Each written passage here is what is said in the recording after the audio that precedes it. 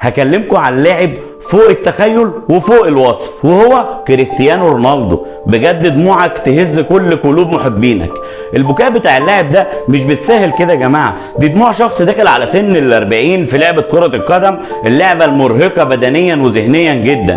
دي دموع لاعب ملهم لكل رياضي في العالم، مش بس كره القدم.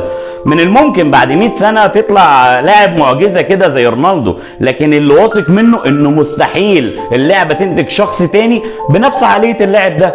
انا حابب اقول لكريستيانو لا تبكي يا صديقي، دي سنة الحياة، وكل جمهورك بيحبك وهيفضل يحبك مهما حصل، ومهما حصل هتفضل افضل لاعب في التاريخ.